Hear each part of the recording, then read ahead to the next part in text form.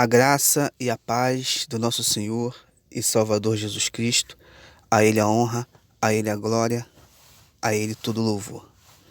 Meus amados irmãos, dando continuidade ao nosso estudo, Judá antes e depois do exílio babilônico, eu vou retomar a parte da primeira introdução que começamos com José sendo vendido para os seus irmãos, lá no livro do Gênesis, capítulo 37, decorremos até o povo atravessar o Mar Vermelho. E daí eu vou continuar com a história do povo de Israel depois da travessia do Mar Vermelho. Pois bem, após atravessar o Mar Vermelho, o povo tinha que entrar na terra prometida, terra pela qual o Senhor havia dito que daria a eles por possessão. Mas muitas foram as provas desse povo durante essa travessia por desobediência, por não ouvir a voz do Senhor e ficar sempre reclamando, sempre murmurando e lembrando que lá no Egito eles comiam melhor, lá no Egito eles estavam melhor.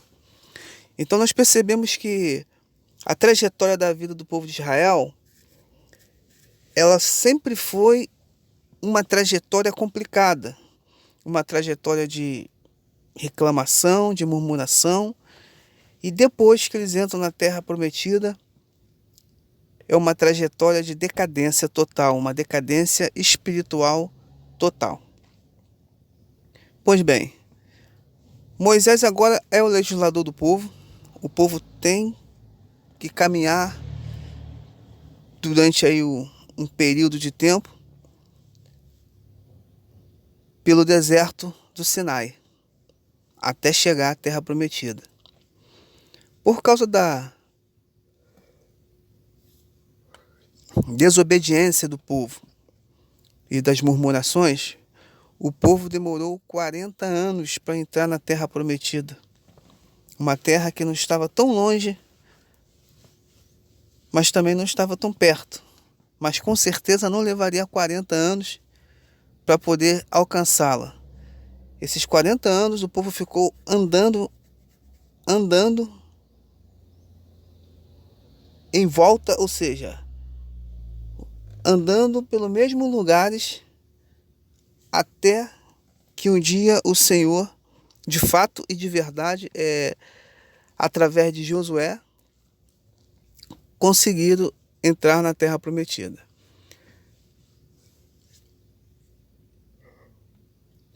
Moisés, ele vai encaminhar o povo, ele vai direcionar o povo. Durante essas trajetórias muitas coisas aconteceram, como eu já falei na primeira vez, eu não vou me pegar a pormenores, porque a intenção não é falar da história do povo desde Ava e Adão, ou desde José, onde nós começamos, mas passando assim por cima da história, até nós chegarmos realmente onde nós queremos chegar, que é falar de Judá antes e depois do exílio babilônico. Então eu estou fazendo assim um panorama,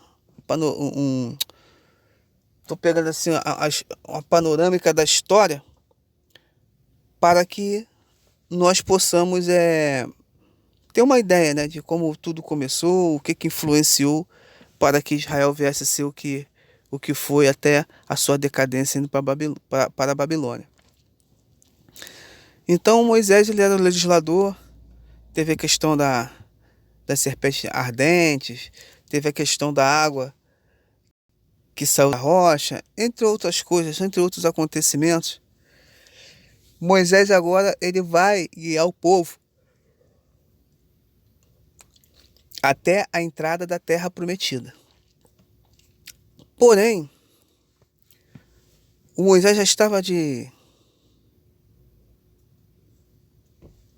já com a sua mente, com o seu coração, já com o seu corpo, acredito eu, cansado de tanto falar com aquele povo e de tanto aquele povo pecar contra o Senhor, murmurar contra o Senhor, que em uma segunda vez que Moisés ele vai tocar na rocha, ele bate na rocha. A primeira vez ele toca na rocha, sai água. Na segunda vez, Moisés estava tão irado com aquele povo que ele bate na rocha com o cajado. E essa batida na rocha lhe rendeu o fato de não entrar na terra prometida. Moisés viu a terra prometida, porém não entrou. E então, no passar de tempo aí, com o povo, Moisés vai, morre, e Deus sente a necessidade agora de ter um outro líder para guiar o povo.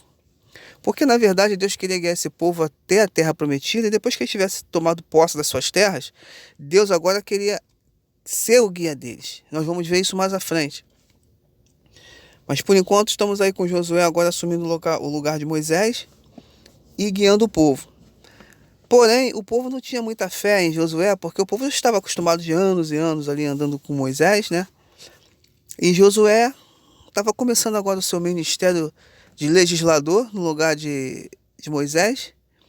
E o povo estava meio pé atrás com Josué. Então Deus, na sua onisciência, na sua onipotência, na sua onipresença, na sua onitudo, ele fala para Josué: assim como eu fui com Moisés, assim serei contigo. Quando os sacerdotes colocar o pé no Rio Jordão, a água vai parar. Na verdade, Deus falou para Josué que ia, né, fazer algo relevante para que o povo viesse a acreditar em Josué. E nós vamos ver, né, que logo no primeiro capítulo do livro de Josué, e quando o povo vai atravessar o Rio Jordão, ele pede que os sacerdotes, quando for atravessar, bote o pé na água, e assim que os sacerdotes colocam o pé na água, o Rio Jordão se abre, para, né, de passar água. E o mais interessante nessa história é que o Rio Jordão é um rio de descida, não é um rio plano, é um rio de descida, e a água para ali, ela fica dando volta ali, ela não passa mais, e o povo atravessa em seco, algo parecido com o Mar Vermelho, né? Ou seja, Deus, na sua onisciência, ele faz algo sobrenatural com Josué para que o povo venha acreditar em Josué, assim como acreditava em Moisés. E aí sim, o povo agora, acreditando em Josué, Josué tem a sua trajetória de legislador, guerreando, ganhando, tomando posse das terras, expulsando não, matando mesmo, porque essa era a ordem de Deus, matar todo mundo, não deixar ninguém vivo, mulheres, crianças, velhos, homens, tudo.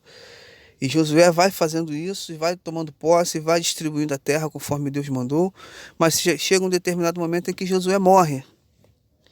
E é necessário agora, com a morte de Josué, o povo dar continuidade ao que Josué estava fazendo, ou seja, tomando posse das terras,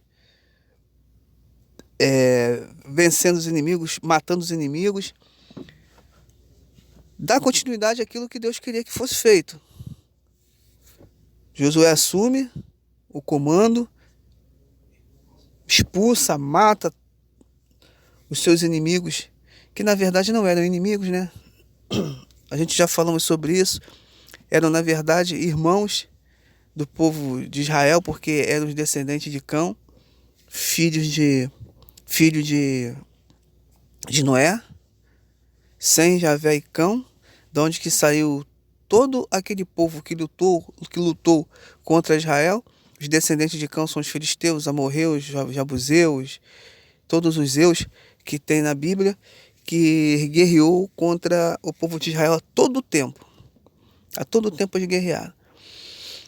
Então, meus amados irmãos, Josué, ele morre, e o Senhor quer que o povo dê continuidade àquilo que estava sendo feito por Josué. Todavia, o povo relaxou. O texto vai dizer lá no finalzinho do livro de Josué que Deus deixou esses povos, né, para que provasse o povo, ou seja, Josué morreu, ficou alguns povos a serem conquistados, algumas terras, melhor dizendo, a serem conquistadas, e alguns povos a serem mortos, serem expulsos dessas terras, porque assim Deus queria. Então o texto vai dizer que, na verdade, com a morte de Josué, ficou alguns povos para serem expulsos, mas que, na verdade, era para colocar Israel à prova. Na sua onisciência, Deus deixou esses povos aí para que Israel fosse posto à prova. De que sentido? Vamos ver se agora, sem o líder, eles conseguem fazer o que eu mandei eles fazerem. Infelizmente, isso não aconteceu. Isso não aconteceu. No finalzinho do livro de Josué, nós vamos ver que o povo, eles se unem aos cananeus, começam a adorar os deuses dos cananeus, começam a ir ao monte para adorar os deuses dos cananeus. E quando eles estavam em aperto, que os cananeus o apertavam, ou seja, começava a querer escravizá-los, eles começavam a orar ao Senhor. Porque no livro de Deuteronômio existe uma promessa de Deus, dizendo que se o povo, quando estivesse no sufoco, lembrasse dele e orasse, que ele viria com braço forte, mão forte e livraria o povo dos seus apertos. Olhe o amor de Deus para com esse povo. Mesmo o povo negando Deus, no meio dos cananeus, adorando outros deuses, quando eles estavam em aperto, quando eles estavam em aperto, que eles oravam ao Senhor, o Senhor vinha com mão forte para livrar eles. Olha que amor é esse. Que amor é esse? Um povo murmurento, um povo que não andava nos caminhos do Senhor, não fazia a vontade do Senhor, adorava outros deuses junto com os cananeus, mas quando estavam no sufoco, orava e Deus vinha. Mas tudo isso porque Deus deixou uma promessa, e a palavra do Senhor não pode voltar atrás. Ele não volta atrás com a sua palavra. E aí o povo vai usar, né, aquela oração de 2 Crônicas 7,14, que o Salomão faz, né? Se o meu povo, que se chama pelo meu nome, se humilhar, orar, buscar a minha face e se converter dos seus maus caminhos, eu ouvirei dos altos céus e sararei a sua terra. Essa é a promessa que está em Deuteronômio. Então, quando Salomão ora com essas palavras, ele nada mais fez do que reproduzir o que já estava escrito. Por isso que ele fala para o Senhor, né, que se quando o povo estivesse no aperto, né, existia uma promessa que o Senhor tinha feito, que se o Senhor que o Senhor viesse fazer a promessa, porque nesse momento que Salomão faz a oração, ele não está passando por problema nenhum, mas ele só lembra ao Senhor que quando ele estiver passando, existe uma promessa. Existe uma promessa que o Senhor fez, que entraria com mão forte e braço forte em favor do seu povo. Então a gente vê o amor de Deus para com Israel, um amor incondicional que Deus tinha para com Israel, mesmo adorando outros deuses, mesmo se voltando para outros povos com outros deuses. Quando eles estavam no sufoco, Deus levantava um juiz para libertar eles. E aí começa a trajetória da história dos juízes, onde o povo se convertia aos cananeus, adorava os seus deuses, mas quando estavam no aperto, oravam ao Senhor, clamavam ao Senhor.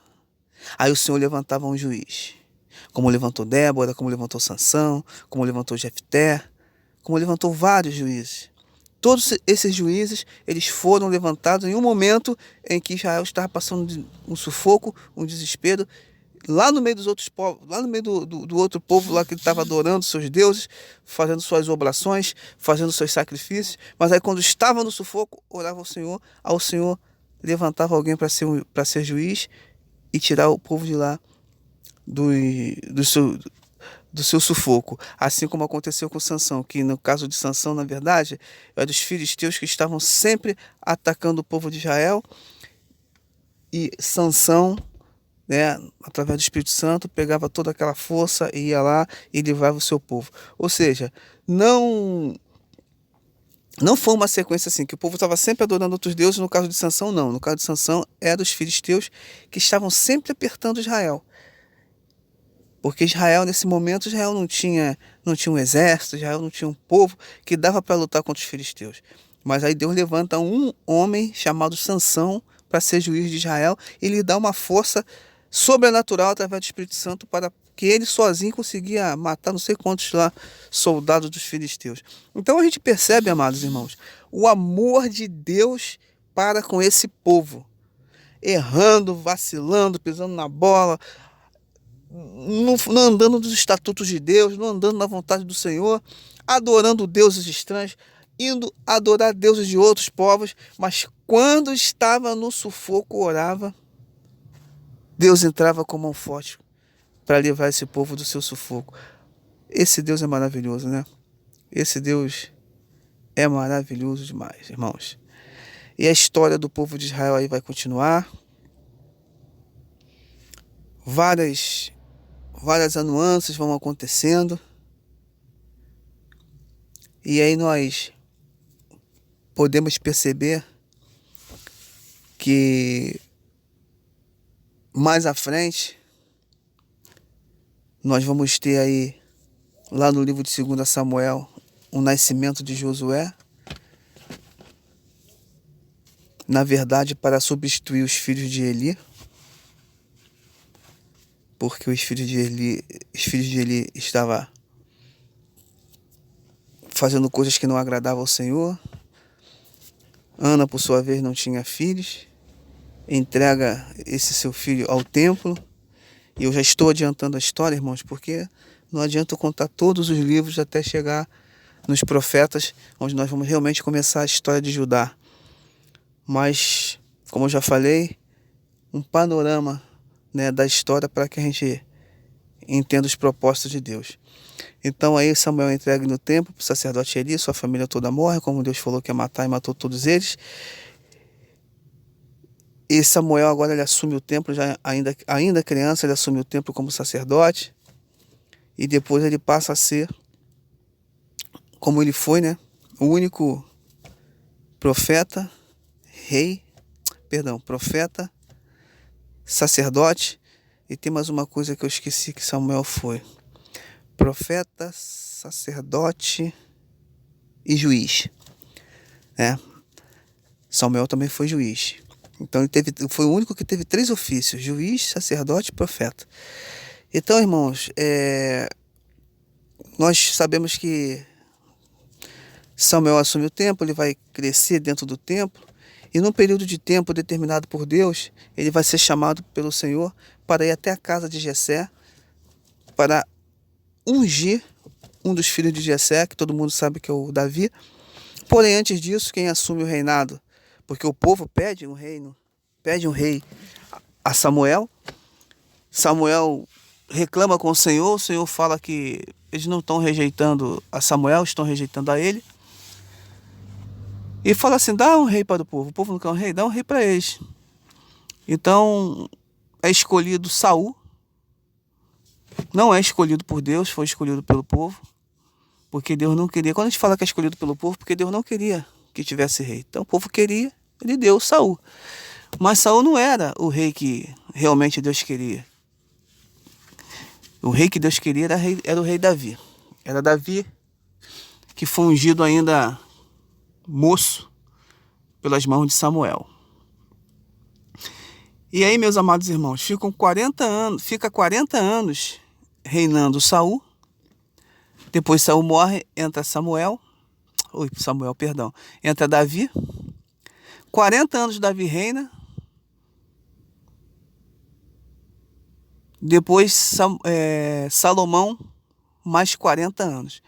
Foram 120 anos de paz para Israel durante esses 3 reinados. Não tanto de paz com Saul, mas eu digo de reino unido, um reino bem unido, um reino bem fortificado. 3 reis que passaram, eu cismei com Samuel, Saul, Davi e Salomão. 120 anos de reinado tranquilo, claro, com os seus problemas, assim como Davi teve vários problemas, Saul teve vários problemas, Salomão teve vários problemas, mas eu quero dizer, num sentido geral, que Israel, nesse período, estava bem, porque tinha alguém reinando sobre eles, e eles estavam bem no sentido de não se curvarem a outros deuses, não fazer a vontade do Senhor, porque teve 3 reinados em que o povo ficou bem.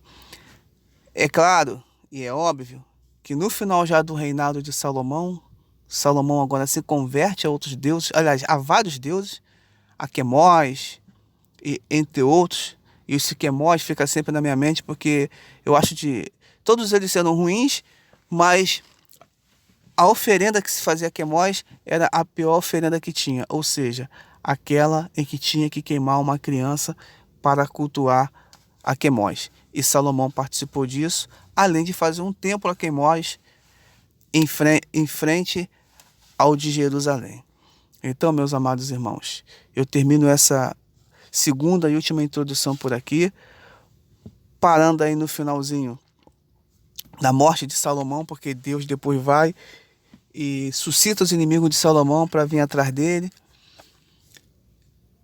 porque ele entregou 10 reinos na mão de Jeroboão, através do profeta Aías, lá no capítulo 11, se não me falha a memória, de 1 Reis, isso, 1 Reis, ele entrega, através do profeta Aías, 10 reinados na mão de Jeroboão, e seu filho, e o filho de Salomão, Roboão, fica com 2 tribos lá em Jerusalém. Ou seja, Jeroboão com 10 tribos em Samaria, Jerusalém é Israel do Norte, e Roboão, filho de Salomão, com 2 tribos, Judá e Manassés, em Israel do Sul, capital Jerusalém. E assim se finda os 120 anos de reinado glorioso de Israel. E aí começa uma nova trajetória de história, onde nós vamos entrar no próximo estudo. Vamos começar daí. Os reinados do norte, o reinado do sul. E como que se deu essa história aí, até Judá ser levado para a Babilônia. Amém, irmãos? Então fiquem na paz do Senhor Jesus Cristo, que o Senhor possa nos abençoar e nos dar uma segunda-feira e uma semana abençoada, em nome de Jesus.